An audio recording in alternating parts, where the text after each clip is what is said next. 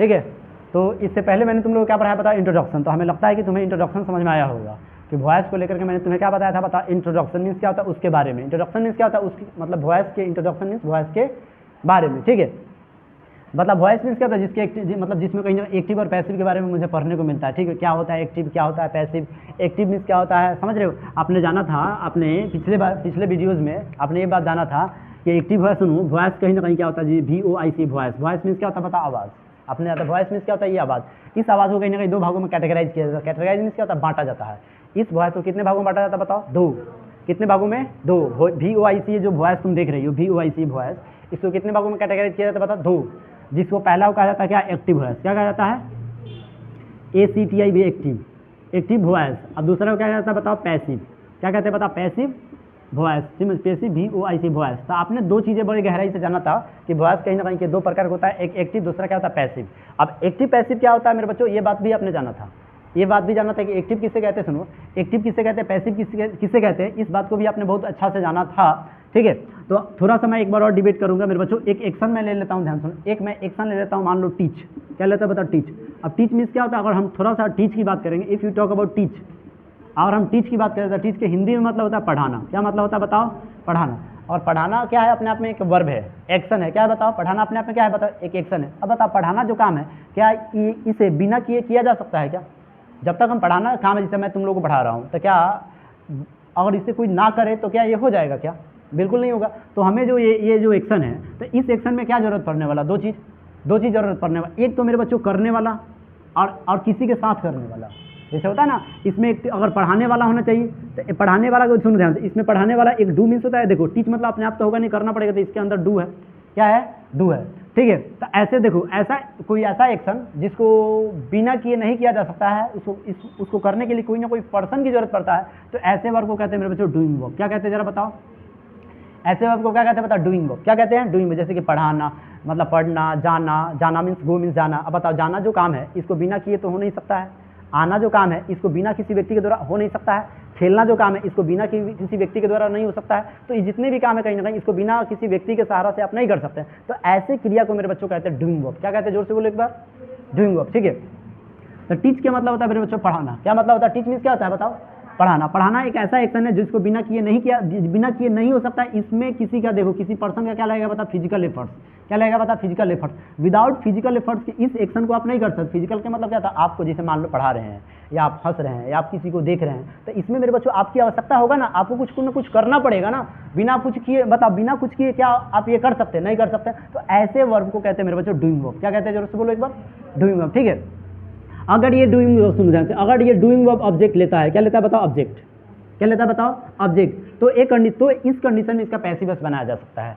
तो इसका passive voice बनाया जा सकता है। जैसे कि मान लो कि टीचर मतलब पढ़ाना है, अब पढ़ाना जो काम है ये बिना किए तो इसको किए मतलब बिना किए तो हो नहीं सकता है। तो इसमें एक जरूरत पड़ेगा डूअर का। अब बात समझ में आएगी नहीं। और एक बनेगा मेरे बच्चों RECIVA, रिसीवर का। रिसीवर मीन्स क्या होता है, मान लो अगर पढ़ा रहे हैं तो कोई पढ़ने वाला होगा तब तो हम पढ़ाएंगे, क्योंकि वो पढ़ने वाला भी नहीं है और हम पढ़ा भी देंगे।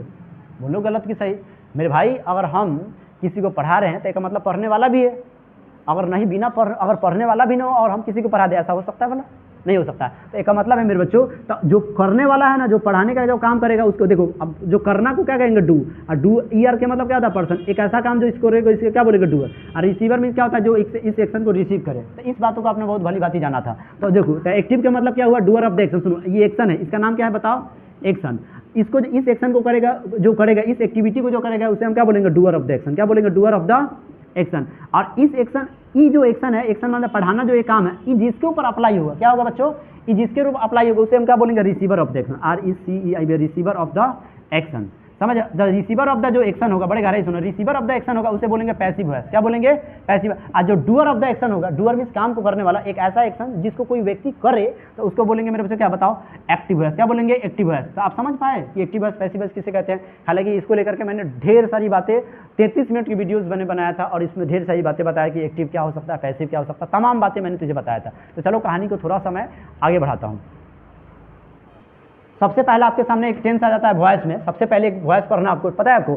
आपने एक बात और जाना था ट्रांजिटिव इंट्रांजिटिव के बारे में। तो वॉइस किसका बनता है, ट्रांजिटिव का। लेकिन टेंस मतलब हर सेंटेंस इनबिल्ट पहले से, देखो हर सेंटेंस होता है इनबिल्ट पहले से क्या होता है, एक्टिव वॉइस होता है।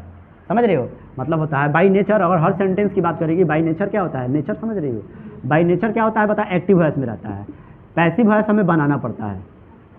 बात समझ में आया, हर मतलब होता है, समझ रही। जैसे मान लो भगवान की तरफ से सब कोई क्या बन के आया, एक इंसान बन के आया है।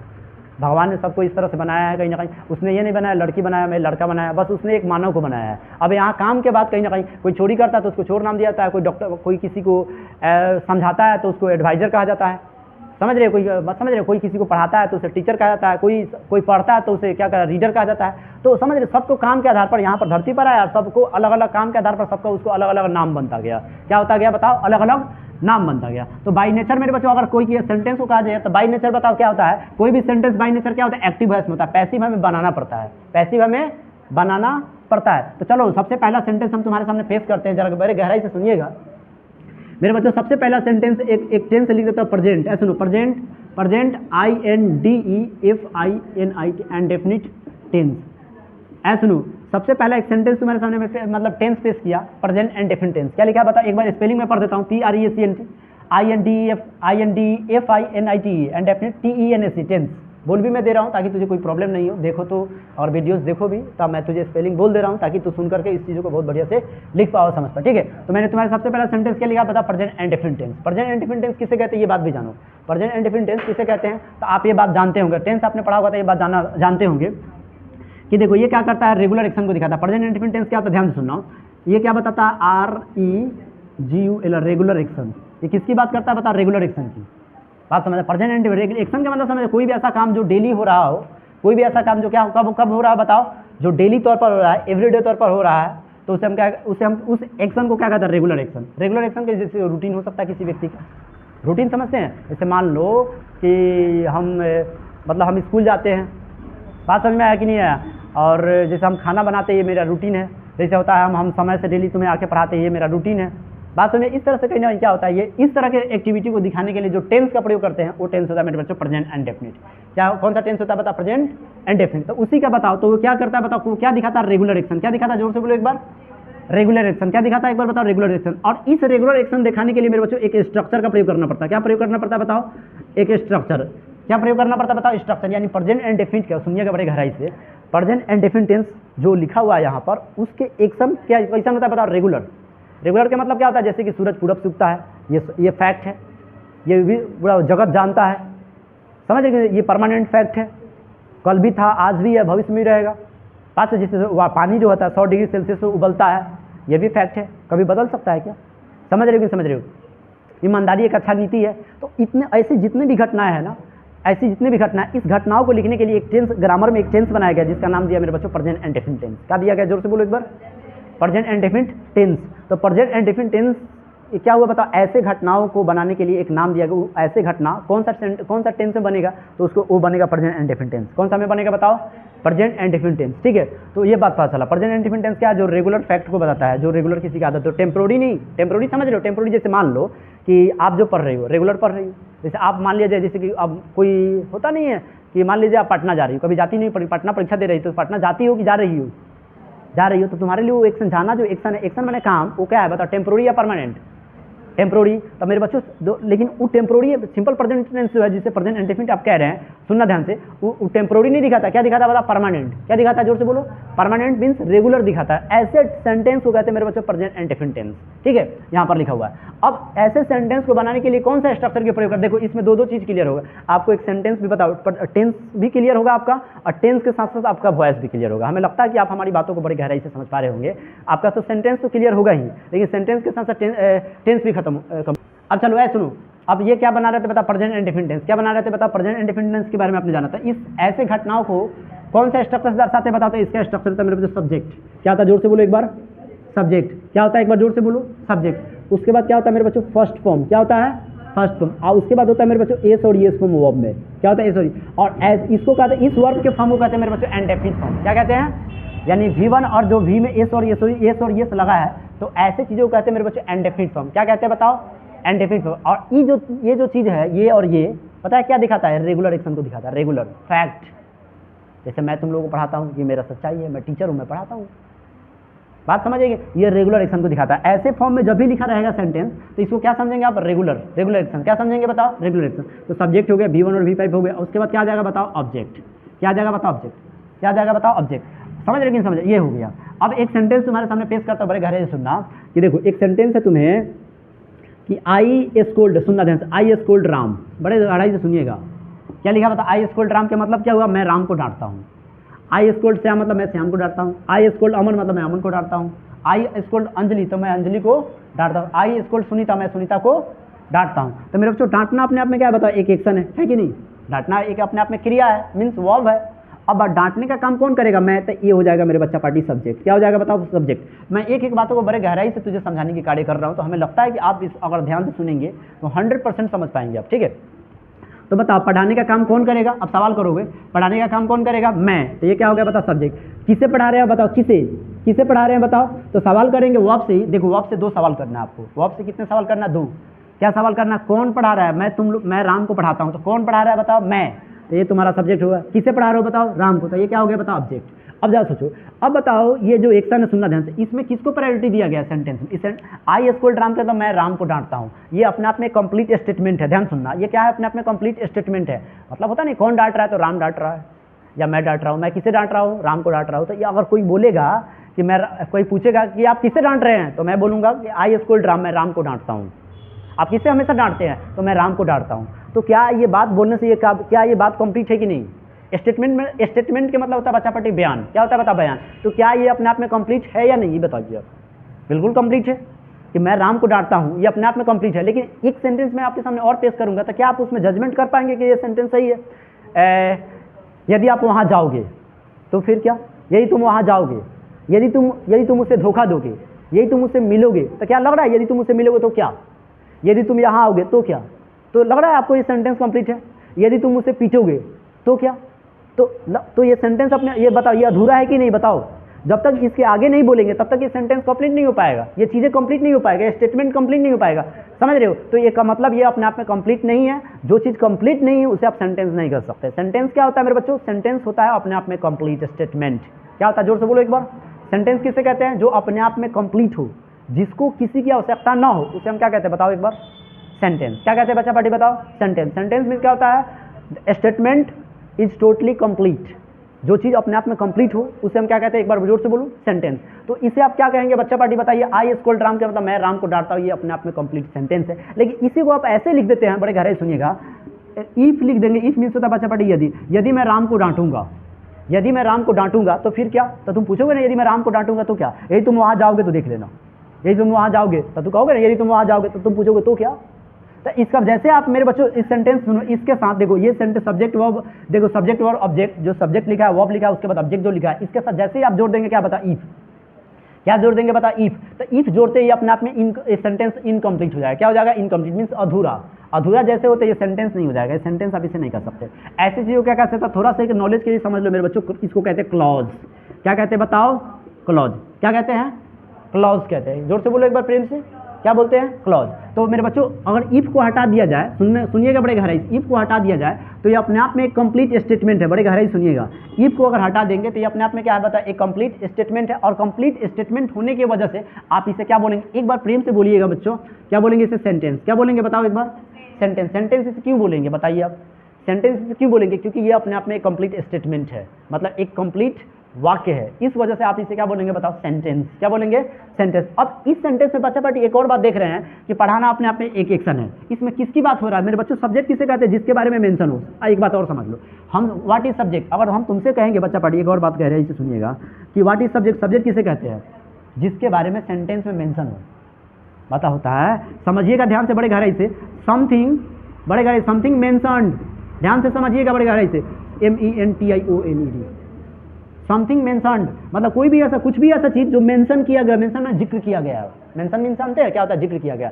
कोई भी ऐसा चीज है जो जिक्र किया गया है मेरे बच्चों, कहाँ बता तुझे, समझ रहे हो, कहाँ बता, इन a sentence, in a sentence, समझ रहे हो, मतलब कुछ भी ऐसा चीज जो मेंशन किया गया, बताओ कहाँ, बताओ सेंटेंस में। कहाँ किया गया बताओ, सेंटेंस में, उसे हम क्या कहते हैं बताओ, सब्जेक्ट। क्या कहते हैं बताओ, सब्जेक्ट। सब्जेक्ट में समझ रहे हो, सब्जेक्ट का मतलब होता है मेरे बच्चों मुद्दा जो है, मुद्दा समझते हैं, मुद्दा, ये मुद्दा किसके ऊपर लिखा हुआ है। कोई टॉपिक अगर है, जैसे कोई आप फिल्म देखते हैं फिल्म देखते तो वो कहानी होता है, और कहानी जैसे गरीबी पे हो सकता है, अमीरी पे हो सकता है, तो कोई ना कोई तो मुद्दा, जो कहानी है कोई ना कोई तो टॉपिक होगा, कोई ना कोई चीज़ होगा उस जिसके बारे में बताएगा। जैसे आप एक और बात बताता हूँ, जैसे मान लीजिए आप लेटर लिखते हैं, लेटर पत्र लिखते हैं आप, तो पत्र में आप लिखते हैं कि विषय छुट्टी लेने के संबंध में। शायद हमें लगता है कि आपको याद आ रहा होगा, आप लिखते हैं इस तरह से। जब आप लिखते हैं विषय में लिखते हैं क्या, विषय मतलब कहानी क्या है, कि मतलब किस चीज़ पर आप कहानी लिखने जा रहे हैं, ये लेटर तो छुट्टी लेने के संबंध में।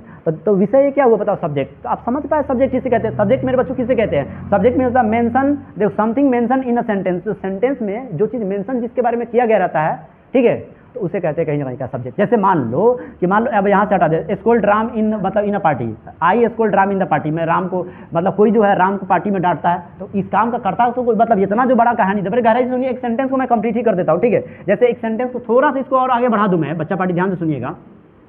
इन अ मार्केट, सुनो, इन अ मार्केट, बड़े गहराई से सुनिएगा कि I scold Ram in a market, मैं राम को बाजार में डांटता हूँ। इन माने मेरे बच्चा पार्टी होता है मैं, ये मतलब कोई समझ में बाजार होता है, मार्केट में बाजार, तो आई स्कूल ड्राम इन मार्केट के मतलब मैं राम को बाजार में डांटता हूँ, मैं राम को बाजार में डांटता हूँ। तो अब मान लो कि अगर ये जितना एक काम है डांटने का, किसको डांटने का, राम को, और कहाँ डांटने का बताओ, बाजार में। तो ये जितना भी कहानी लिखा गया है, इसका कोई ना कोई तो करता होगा।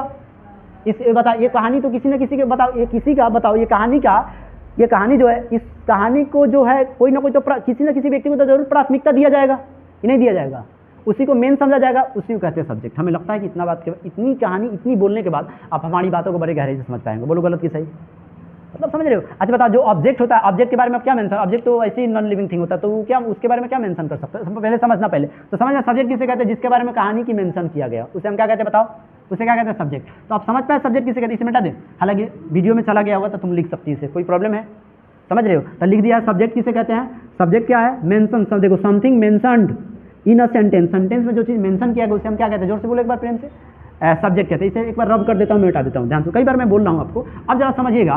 मेरे बच्चा पार्टी एक बार सेंटेंस मैंने यहाँ लिखा है, इन द मार्केट लिख दिया, मेरे गहराई से सुनिएगा, मार्केट मैंने क्या लिख दिया बताओ, मार्केट, बड़े ध्यान से सुनिएगा कि I scold Ram in the market, in market के मतलब मैं राम को बाजार में डांटता हूँ, मैं राम को बाजार में डांटता हूँ। अब बताओ इतना जो, बताओ इस सब्जेक्ट को छोड़कर जितना भी पार्ट तू देख रहे हो इसे कहते हैं प्रेडिकेट। क्या कहते हैं बताओ, प्रेडिकेट, इसको क्या बोलते हैं बताओ, प्रेडिकेट।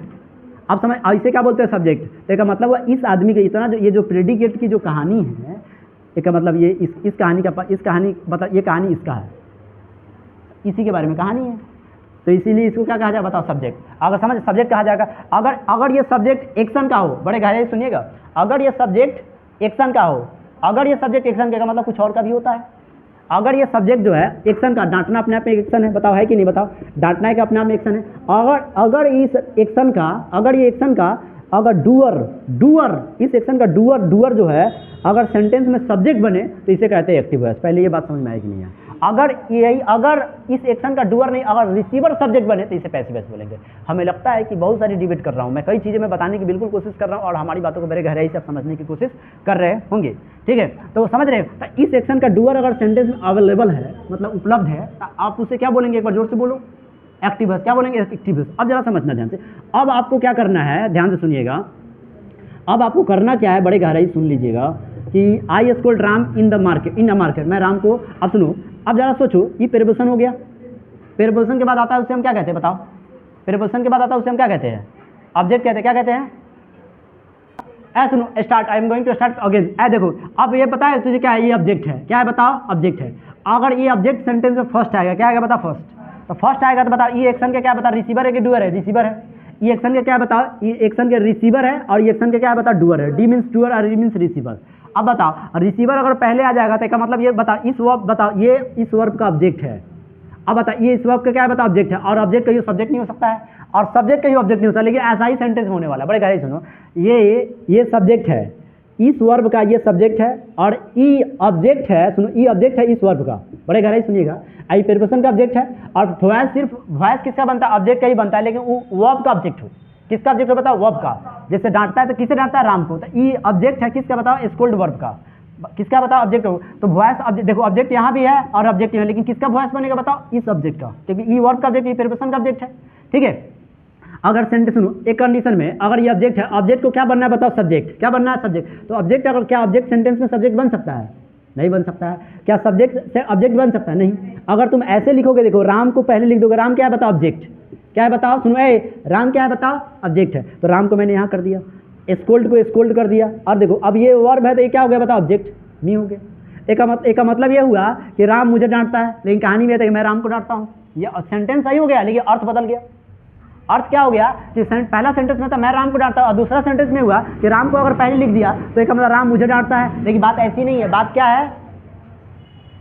मैं राम को डांटता हूँ। तो सेंटेंस शुरू में आना चाहिए, लेकिन इसका मीनिंग बदलना नहीं चाहिए। मीनिंग जैसे का तैसे ही रहना चाहिए। अब जरा सोचो, अब क्या होगा? अब एक कंडीशन में करोगे। अब देखो, अब इसका स्ट्रक्चर सबसे पहले लिख दूं मैं। क्या लिख दूं बता? स्ट्रक्चर। अब स्ट्रक्चर कैसे लिखूंगा? अब ये है आपका ऑब्जेक्ट, ये ऐसा ऑब्जेक्ट है जिसके, सुनो, ये ऐसा ऑब्जेक्ट है जिसके साथ बताओ, जिसके साथ एक्शन हो रहा है, तो इसको राम लिख दो। अब बताओ, राम अगर लिख दी तो इस स्कोल्ड को यहाँ पर नहीं लिख सकती है। अब जरा सोचो, स्कोल्ड अपने आप में काम है, ये ऐसा काम है जो बिना किए नहीं हो सकता, ये प्रेजेंट में भी अवेलेबल है कि नहीं? लेकिन ये राम मुझे बता, सुनो, ये राम, मैं राम को डांटता हूं तो इसके साथ हो रहा है, इसके साथ कोई घटना हो रहा है, राम कर रहा है, माफ करना, मैं कर रहा हूँ और राम के साथ कुछ हो रहा है। मैं राम को मैं डांटता हूँ तो मतलब मेरा डांटना अगर एक्शन है, मैं कर रहा हूँ तो किसी न किसी के साथ तो हो रहा है। मैं अगर पीट रहा हूँ तो किसी ने पिटाने का काम किसी न किसी के साथ हो रहा है। नहीं समझे? तो इसका मतलब होना, तो इसका मतलब क्या है बता? होना। होना इंग्लिश में क्या कहते हैं बता? बी। क्या कहते हैं बता? बी। और बी का बता? बी का, सुनो, बी का फॉर्म हो जाता है प्रेजेंट में इज आर एम, पास्ट में जाते हैं वॉज वर्ब। बी का प्रेजेंट में रूप क्या होता है बता? Is are am. अब पास्ट में जाते क्या होता है बता? Was verb. देखो तुम देखेगी तो ये समझ में क्यों इसलिए आ जाएगा क्योंकि मैं बोल रहा हूँ। आवाज सुनना, बहाना मत बना कि सर जी ना लौका है। अरे लौका है भाई, जाओ। ऐसा समझ रही हो बात? समझ क्या है? समझो, ऐसा समझो। ऐ देखो, अब जरा सोचो, एक कंडीशन में क्या लिखोगे बता? इज। क्या लिखोगे? इज। बी का प्रेजेंट फॉर्म क्या लिखोगे? इज। राम इज। अब एक और बात सुन, वॉइस में हमेशा वर्ब का थर्ड फॉर्म लिखा जाता है। क्या लिखा जाता है? Third form. अब जरा सोचो, तो स्कोल्ड के थर्ड फॉर्म क्या हो जाएगा बता? स्कोल्डेड। क्या लिखा जाएगा? स्कोल्डेड। तो राम इज स्कोल्डेड में राम को डांटा जाता है। अब एक कंडीशन में बताओ, एक कंडीशन में देखो, ये सब्जेक्ट, ये वर्ब है, इस वर्ब का सब्जेक्ट है, लेकिन इस एक्शन का ऑब्जेक्ट है। बात को बड़े गहराई सुनिएगा। अभी भी देखो, अब ये सब्जेक्ट हो गया, लेकिन इस वर्ब का ऑब्जेक्ट, वर्ब का सब्जेक्ट नहीं है, अब इज वर्ब का सब्जेक्ट है।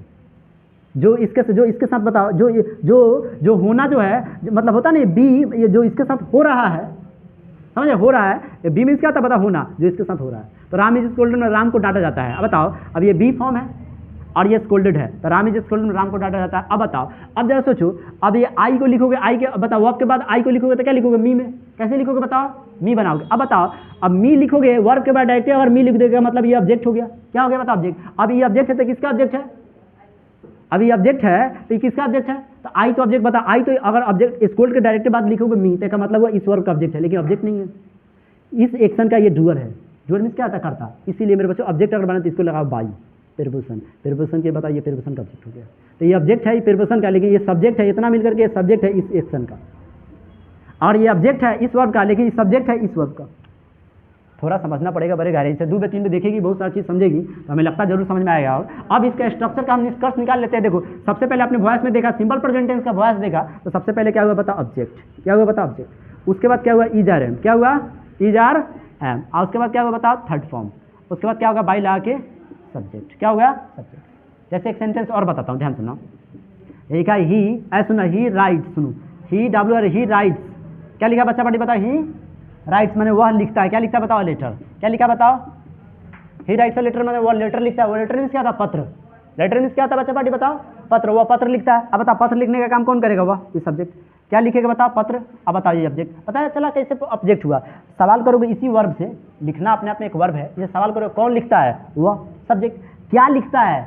तो क्या के जो जवाब मिलेगा उसे हम क्या कहेंगे? ऑब्जेक्ट। तो लिखता है, क्या लिखता है? ऑब्जेक्ट, पत्र, तो इसे हम ऑब्जेक्ट कहेंगे। अब ई बच्चा पार्टी ऑब्जेक्ट, देखो अब सुनो, ई ऑब्जेक्ट कहाँ आएगा बताओ? सब्जेक्ट की जगह पर, यानी कि एकरा जगह पर ही आएगा। तो सुनो, सब तो सिंपल प्रेजेंट टेंस का स्ट्रक्चर अगर बनाया देखेंगे तो सबसे पहले क्या है बताओ? ऑब्जेक्ट। ऑब्जेक्ट को किस जगह पर लिखो बताओ?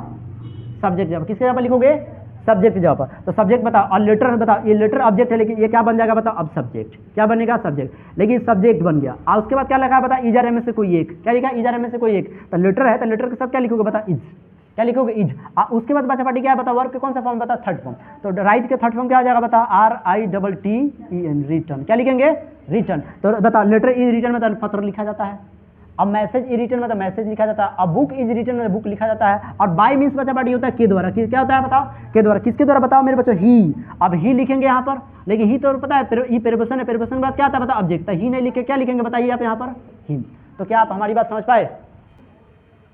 देखो मैंने 5 सेंटेंस तुम्हारे सामने लिख दिया, क्या लिखा बताओ, राधा प्लेस गिटार, एक का मतलब क्या हुआ, राधा गिटार बजाती है, समझे, राधा प्लेस गिटार मैंने राधा गिटार बजाती है, पहला सेंटेंस, एक बार listen to me carefully, Radha plays guitar means Radha guitar बजाती है, first sentence. Second sentence you can see Shyam uses his car, Shyam अपना कार का प्रयोग करता है, मतलब कहीं जाता है तो अपना कार का प्रयोग करता है, यूज है, समझ रहे हो। और एक बताओ, अब लिखा मोहन राइट नहीं राइट्स हो जाएगा, क्या हो जाएगा, rights, Ramohan right a message, Rohan message लिखता है, दे स्पीक, अब दे के साथ स्पीक, दे फुल रहते हैं, यहाँ स्पीक हो, क्या होगा स्पीक, दे स्पीक इंग्लिश में, वे लोग इंग्लिश बोलते हैं, समझ रहे हो। रिया रीड्स न्यूज़ पेपर में, रिया न्यूज़ पेपर पढ़ती है, क्या मतलब रिया न्यूज़ पेपर पढ़ती है। अब तू हर सेंटेंस में एक बात देख रहा होगा मेरे बच्चों, एक बात देखा होगा आपने, प्ले मीन्स क्या होता है बताओ, प्ले मीन्स होता है बजाना, प्ले के एक मतलब बजाना भी होता है, खेलना तो मतलब होता है, लेकिन इसके साथ साथ बजाना भी मतलब होता है, ठीक है।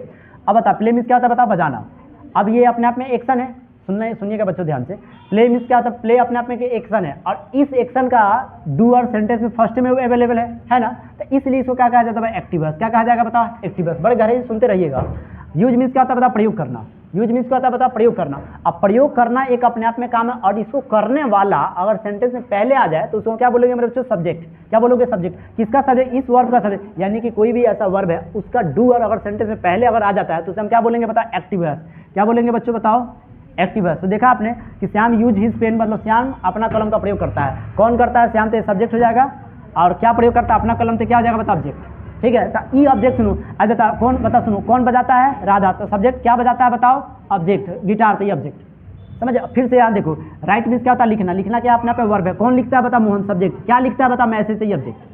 बड़े गहराई से सुनना, एक एक सेंटेंस, कई सेंटेंस में तुम्हारे सामने पेश किया हूँ। देखो स्पीक मीन्स क्या होता है, बोलना, बोलना अपने आप में वर्ब है, कौन बोलता है बता, दे, तो ये सब्जेक्ट हो जाएगा, क्या बोलता है, तो इंग्लिश से ऑब्जेक्ट हो जाएगा। हमें लगता है कि मैं बारीकी से आपको समझा पा रहा हूँ और हमारी बातों को आप समझ भी पा रहे होंगे। देखो रीड मीन्स होता है बच्चा पार्टी पढ़ना, क्या होता है बता, पढ़ना, पढ़ना अपने आप में एक एक्शन है, इसको करने वाला जो, इस एक्शन को जो करने वाला है, जो डूअर है, ये सेंटेंस में पहले ही अवेलेबल, इसलिए इसको क्या बोला जाएगा, सब्जेक्ट। और जब वर्ब का सब्जेक्ट अगर सेंटेंस से पहले अगर आ गया है, इसे हम क्या बोलेंगे, एक्टिव है। अगर ये बता क्या है, न्यूज़ पेपर, ये अपने आप में ऑब्जेक्ट है। अब तो देख रहे हो मेरे बच्चों, ऑब्जेक्ट, ऑब्जेक्ट, ये ऑब्जेक्ट, और फिर ये ऑब्जेक्ट, ऑब्जेक्ट, और ये ऑब्जेक्ट सेंटेंस में कब आने वाला, कहाँ आने वाला है बता, पहले, कहाँ आने वाला है बता, पहले। तो पहले आएगा, कहाँ आएगा बताओ, पहले, पहले आ जाएगा, तो इसे हम क्या बोलेंगे बता, पैसिव वॉइस, क्योंकि वो जो ऑब्जेक्ट है, ऑब्जेक्ट कोई एक्टिविटी को थोड़ी ना कर सकता है, कोई भी ऐसा एक्टिविटी है कौन करेगा, व्यक्ति करेगा। इसे खेलने का काम, खेलने या पढ़ने या जाने का काम है, इसको कौन करेगा, कोई पर्सन करेगा। लेकिन कोई चीज़ की बात, तो जैसे मैं लिखता हूँ, I write a message, I write a letter, मैं लेटर लिखता हूँ या मैसेज लिखता हूँ, तो मैसेज थोड़ी ना कुछ करेगा, पर्सन करेगा। अगर पर्सन सेंटेंस से पहले आया है तो उसे तो अगर पर्सन पहले आया तो उसे एक्टिव वॉइस बोलेंगे ना। लेकिन अगर पर्सन नहीं है तो उसे एक्टिव वॉइस नहीं, क्या बोलेंगे, पैसिव वॉइस। पैसिव वॉइस क्या होता है, एक्शन के रिसीवर होता है। बड़े गहराई से सुनिएगा। अब बताओ, राधा प्लेस गिटार में राधा गिटार बजाती है, इसका पैसिव वॉइस क्या बनेगा, गिटार राधा के द्वारा बजाया जाता है। अब जरा समझिएगा, सबसे पहले क्या आएगा बताओ, सेंटेंस में ऑब्जेक्ट। बड़े एक बार स्ट्रक्चर देखो, ऑब्जेक्ट, उसके बाद क्या आता है, इज आर एम। बड़े गहराई सुन, इज आर एम, और उसके बाद बचा पार्टी होता है थर्ड फॉर्म, उसके बाद आता है ऑब्जेक्ट। एक बार यही स्ट्रक्चर है, ऑब्जेक्ट माफ करना, बाई ला के सब्जेक्ट, वो भी अकॉर्डिंग टू कंडीशन बाई लगाते हैं। बाई लगने वाला होगा और के द्वारा की बात होगा तब लगाएंगे ना, तो हमेशा ऐसा नहीं है कि इनबिल्ट बात है कि इसके साथ हमेशा बाई लगेगा, ऐसा नहीं है। जरूरत पड़ा तो लगेगा, नहीं जरूरत पर तो नहीं लगेगा। बड़े गहराई सुनिएगा, इस पर भी मैं बहुत सारा सेंटेंसेस बताऊंगा, लेकिन फिलहाल सुनने की कोशिश करना। अब बताओ, सबसे पहले सेंटेंस में क्या आ जाए, ऑब्जेक्ट बनेगा, क्या बताओ, सब्जेक्ट। ऑब्जेक्ट क्या बनेगा, सब्जेक्ट। अब बताओ ऑब्जेक्ट क्या बताओ, गिटार। गिटार को पहले लिखो GUITAR, गिटार। अब गिटार आपका अपना सिंगुलर, इसलिए इज लिखो यहाँ पर, क्या लिखो, इज। अब बताओ उसके बाद इज आर में से कौन है, उसके बाद क्या है बताओ, वर्ब के थर्ड फॉर्म। वर्ब क्या है बताओ, प्ले मीन्स बजाना, इसका कौन सा फॉर्म आएगा बताओ, थर्ड फॉर्म। तो प्ले के थर्ड फॉर्म क्या आ जाएगा, प्लेड। अब इसका बताओ, प्लेड एक का मतलब गिटार इज प्लेड में तो गिटार बजाया जाता है, गिटार इज प्लेड में गिटार बजाया जाता है, पियानो इज प्लेड में तो पियानो बजाया जाता है। अब समझा। अब बताओ, अब सुनो, बाई जो है, बाई एक और बात सुनो, बाई किसका प्रिपोजिशन है पता है, एक्शन का। जब एक्शन की बात हो तो बाई आएगा, और एक्शन की बात ना हो तो बाई नहीं आएगा। हर एक बात को बड़े गहराई से सुनिएगा। तो गिटार इज प्लेड, गिटार बजाया जाता है, बाई मीन्स के द्वारा, किसके द्वारा बताओ, राधा, लिख दो राधा। अब इस पर कई सेंटेंस आप सोच सकते हैं कि बताओ गिटार राम के द्वारा बजाता है, तो guitar is played by Ram. बात समझ में आई कि नहीं आया? इस तरह से कई सेंटेंस आप सोच करके बना सकते हैं, ठीक है। अब यहाँ से इस सेंटेंस का चपाटी देखना, लिखा है Shyam uses his pen, Shyam अपना कलम का प्रयोग करता है। कौन करता है बताओ, ये सब्जेक्ट जो जिस वर्ब का जो सब्जेक्ट है सेंटेंस से पहले आया है, लेकिन अब आएगा सेंटेंस में ऑब्जेक्ट पहले। कहाँ आएगा बता, ऑब्जेक्ट। ऑब्जेक्ट कौन है बता मेरे बच्चों, हिज पेन। क्या है बता, हिज पेन। अब हिज पेन को लिखेंगे कब, पहले, तो लिखो हिज पेन। क्या लिखो बता, हिज पेन। ई है आपका ऑब्जेक्ट। तो कह रहा है ना स्ट्रक्चर में सबसे पहले क्या लिखोगे बता ऑब्जेक्ट, तो लिख दिया ऑब्जेक्ट। उसके बाद क्या है मेरे बच्चों, इज आर में से कौन एगो, तो हिज पेन अपने आप में सिंगुलर, इसलिए क्या लगाएंगे हाँ इज। कोई प्रॉब्लम होगा तो मुझे जरूर बताना, ठीक है। अब बता इज, अब उसके बाद इज आर एम के बाद कौन सा वर्ब के कौन सा फॉर्म लिखेंगे बताओ, इज आर एम के बाद कौन सा वर्ब का फॉर्म लिखेंगे बताओ, थर्ड फॉर्म। मेरे बच्चों कौन सा फॉर्म है बताओ, V3 का मतलब क्या हुआ, थर्ड फॉर्म। तो थर्ड फॉर्म बताओ, तो यूज मैंने क्या होता है, प्रयोग करना, इसका थर्ड फॉर्म क्या होता है, यूज्ड। क्या होता है बताओ, यूज्ड। एक मतलब हिज पेन इज यूज्ड, मतलब उसके कलम मतलब होता है उस, मतलब उसके कलम का प्रयोग किया जाता है, किसके द्वारा बताओ, उसी के द्वारा। तो लिखो बाई लगा दोगे, और यानी कि बाई क्या लिखोगे बताओ, बाई श्याम। अब सेंटेंस पढ़ो कि his pen is used by Ram, मतलब उसके कलम का राम के द्वारा प्रयोग किया जाता है। अब एक सेंटेंस फिर से देखो, यहाँ पर देखो, मोहन राइट्स अ मैसेज में, तो मोहन मैसेज लिखता है, कौन लिखता है बताओ, मैसेज, मोहन। तो सब्जेक्ट हो गया, और मैसेज क्या हुआ, ऑब्जेक्ट। अब ऑब्जेक्ट आएगा सेंटेंस में पहले, तो लिखोगे अब मैसेज, क्या लिखोगे, MESSAG, मैसेज। क्या लिख दिया बताओ, मैसेज। मैसेज अपने आप में क्या बताओ, सिंगुलर है, क्या बताओ, सिंगुलर। सिंगुलर है तो इसके लिए क्या लगाना पड़ेगा बताओ, उसको इज। अगर प्लूरल देखो तो इसका मतलब ये हुआ इज किसका, किसका बताओ, किसका मतलब किसका वर्ब है, सिंगुलर का, सिंगुलर सब्जेक्ट का, ठीक है, इसलिए सिंगुलर वर्ब है, ठीक है। सिंगुलर के साथ आया तो सिंगुलर ही कहा जाएगा ना उसको, तो इज हो गया। अब बताओ उसके बाद ये वर्ब का कौन सा फॉर्म लिखोगे बताओ, थर्ड फॉर्म। तो राइट का थर्ड फॉर्म क्या आ जाएगा बताओ, रिटर्न। देखो सुनो, तब पता चला मैसेज ई रिटर्न में मैसेज लिखा जाता है बाई मीन्स के द्वारा, किसके द्वारा, मोहन के द्वारा, मोहन के द्वारा मैसेज लिखा जाता है, समझ। अगर लिखा जाए लेटर राम के द्वारा लिखा जाता है, letter is written by Ram. Letter Shyam के द्वारा लिखा जाता है, letter is written by Shyam, Mohan, कुछ भी, ठीक है। अब यहाँ देखो इस सेंटेंस को देखो, अब लिखा है देखो, बोलने का काम कौन करता है, दे, तो ये सब्जेक्ट हो गया, स्पीक मीन्स बोलना वर्ब हो गया, और क्या बोलता है बताओ, इंग्लिश, तो ये ऑब्जेक्ट हो गया। तो सबसे पहले सेंटेंस में क्या लिखेंगे, ऑब्जेक्ट।